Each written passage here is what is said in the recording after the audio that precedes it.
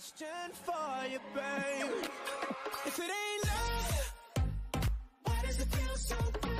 Why does it feel so good? Hey, what's going on everyone? Welcome back to another Clash Royale episode. So, I'm really excited to be here with you all today because after the comments and basically, I don't know, the ratings on the last video I made, I was really pleased to see how you all felt about these videos that I'm making. Now, this is just a little blast from the past. Again, I'm trying to cover some of these older videos that weren't just produced in time because I got busy for a while making these videos before, and yeah, I just couldn't keep up, unfortunately. So I'm making the time and the effort now to just try to push out these old videos in between newer ones, so I hope you all will be cool with that. I don't really have much of a choice really because there's pretty good gameplay in some of them, and it'd be a shame if they just go to waste and just remain packed down forever or get deleted. So my opponent here is Monster XP, and he's got a pretty good hog deck, I guess.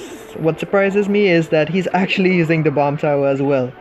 And I mean, he's using minions too, which I use, but honestly, not much people use the bomb tower. Again, I said it in a few videos before, and it's just a good card overall. I don't know why so many people refuse to use the bomb tower. It's like, just because it can't hit the air. I mean, don't get me wrong, not hitting air sucks, and it can actually screw you over at times, but it's a great card, and I think more people should try using it.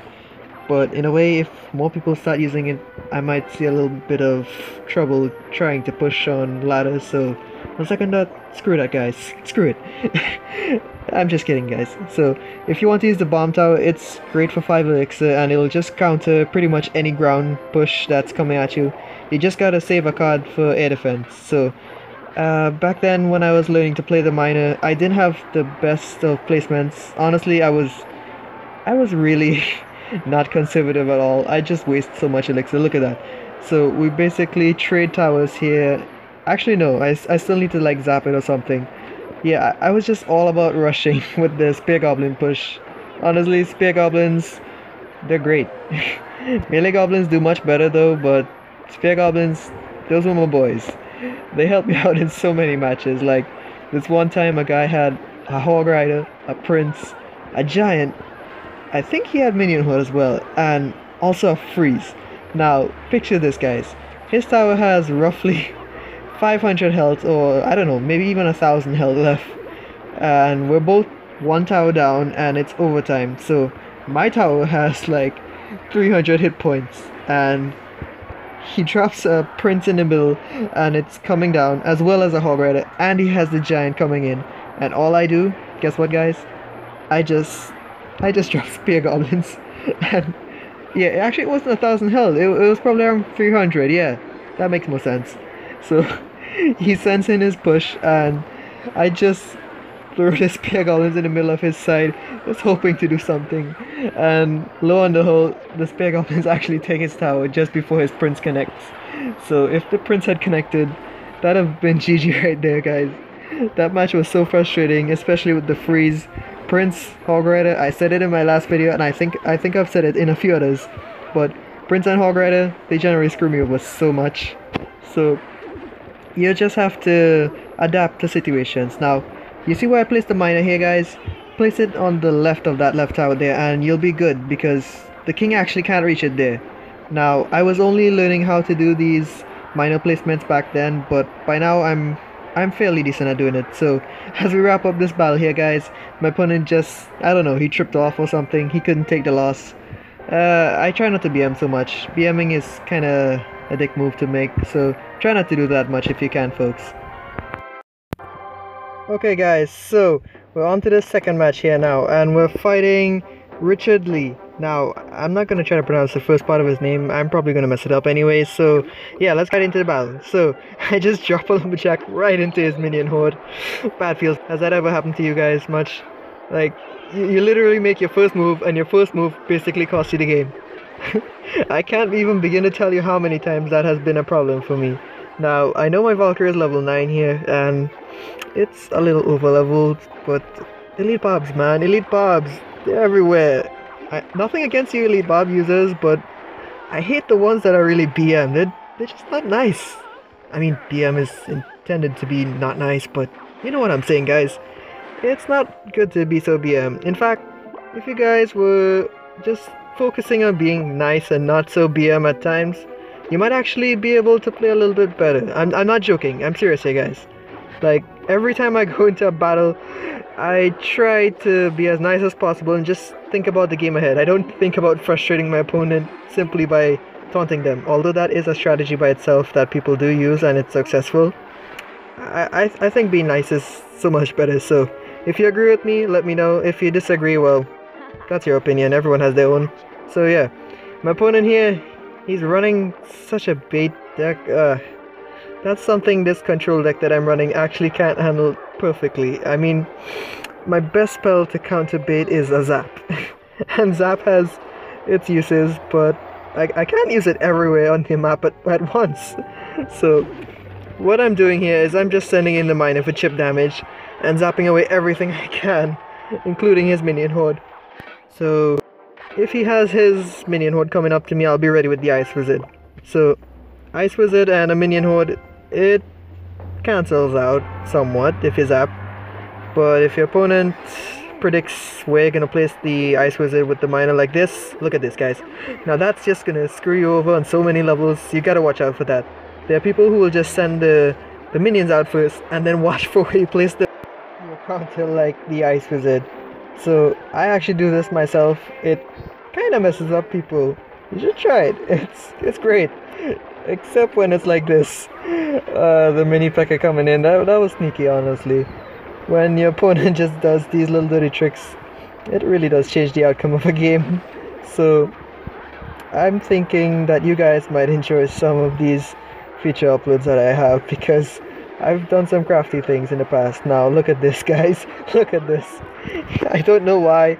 I think he misclicked or something, and he sent the miner right at the bridge, and as I send the lumberjack in, the princess just gets massacred a little bit there by the minions and stuff in the rage. So I'm not sure why he didn't take it. He could have come back with the tower on the left, but he just didn't do it. I don't know why. So we'll get right into another video in just a sec, guys. Okay folks, so as we enter this third battle here, which is another blast from the past, I'm just gonna say one thing. Thanks to everyone who helped me in the 2v2 video that I had recently. It was a great success, so special thank you to my friends Liberator, Low, and I think Sparkshan helped me out in one of them. I can't remember if I covered it, but yeah, thank you guys so much for the fun times. It was great. So in this video now, we're going back to the times before Inferno Tower. Yes, the Royal Giants, they still overrun me a little bit, but I was using the Hog Rider then again, so I could pressure just as much as my opponents. So the Hog Rider was just basically my win condition besides the miner. But after playing with the deck a long time, I started to realize how valuable and annoying the miner was compared to the Hog at times, where I could just send the miner and I know I can just find that right spot that the opponent just will not be able to counter. So if you're playing miner, guys, and you want to try out one of the decks that I've made in any of these videos or any future videos, try to just keep in mind that if you're going to keep placing the mine in the same place, they are more than likely gonna catch on after some time, and the smarter players, they'll start blocking you like really hard. So if you got like I don't know, a knight or something that you can use, you can distract the knight, what am I saying, the miner. You can distract the miner just as it pops. You just have to average, really. The best place to place, what am I saying, the best place to put the counter to a miner is usually like in the corner tiles of the back end of the arena towers. That's where you can actually catch the miner on both sides. So if it comes up to the left of the left tower or behind the left of the, what am I saying, oh my god, I'm getting so mixed up today, guys. If it's behind the crown tower on the left, you can pretty much counter it very easily there. So I'm splitting up his push here basically because he has to adjust the miner there, and yeah, the miner was just so much frustration for him, and I'm just getting free poison value. There's not much he can do, honestly.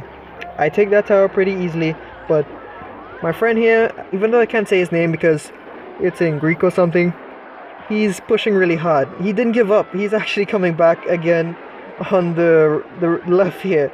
And I'm surprised by how fast he cycled back to that witch, honestly. So I respect him for not giving up. Giving up is like the worst thing you can do, but I understand at times it happens. There are times when it happens to me as well, but never give in, folks. Never give in. If you give in to your opponent, you're giving them 3 crowns for free. If you do that, well, yeah, you're not gonna be pleased with the results with yourself, because if you just fight a little more, there's a chance that you can make a comeback. So I hope you all enjoyed that clutch little old memory there from the past, and we'll get right into a more recent battle in just a sec. Alright guys, this should be the last fight for today's video, and once again I'd like to thank all of you for stopping by and just taking the time to see what's going on here on this channel. So yeah, I'm just dropping the lumberjack in early just to see how he reacts. I apologize for the little lag, but yeah, I'm running the Infinite Tower deck again. It's a full-on control, and I'm just gonna mess up the Valkyrie placement, honestly. I didn't time it right, and the Musketeer got some shots off, but our friend here, Macy or Messi from Ronin Gaming, he's actually a really decent player here. So he arrows the minions down, which is actually the smart thing to do, because even if the minions were just alone going to a tower, it's actually not so advisable to leave them there. Also, like in my last video, how I mentioned a little trick I learned from Spencer $23, my friend Messi here, he's also trying to do a trick, but he kind of failed. What he was supposed to do was send the rocket in at the front of the crown tower, and the goblin barrel just slightly, I think it's behind. Yeah, I think that sounds about right. He needs to place the rocket slightly in front of the tower and send the goblin barrel all the way in the back a little bit. And if done correctly, you won't see the goblin barrel coming, you won't hear it, and it's only when the rocket crashes you'll know what's up. So if you're trying to be crafty with a goblin barrel and you have a rocket in your deck, last second in the game, give it a try. It might actually fool your opponent and just mess them up on so many levels, guys. I know I say that a lot of things mess people up, but it happens. So he's kind of late on the Valkyrie deployment here. Look what I'm saying, guys. Remember how before I just said you could counter the miner by placing it in the corner tile, the counter for the miner? Yeah, he didn't do it. He didn't do it right. He assumed it was coming on the side there. But as a smart and careful player, I tried to hold back that zap as long as I could, because the radius is just so tiny. Even though it does pretty much a good chunk of damage, considering it's just 2 elixir, it's best to hold back on the zaps when you're dealing with Goblin Barrel if it can kill it, because some opponents, like my friend Messi here, they can get crafty at the last second and you just never see it coming. It hurts when you miss.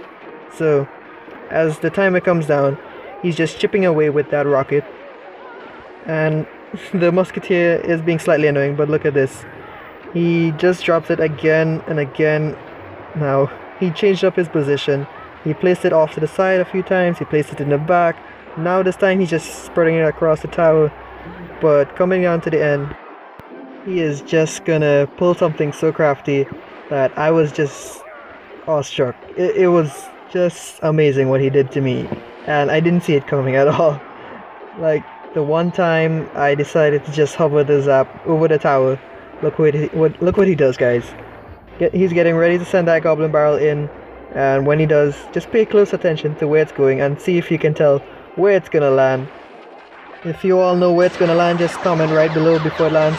And look at this, he dropped it just in front of the tower, and I shoved my ice wizard there just to try to do something, and it actually distracts one of the goblins. Even though it was on the tower, I'm not sure how, the ice wizard was just big enough to push the goblin to the side, and it retargeted. So if it wasn't for that, folks, that was just gonna be GG.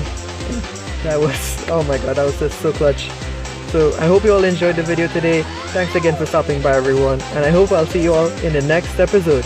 Peace out, guys.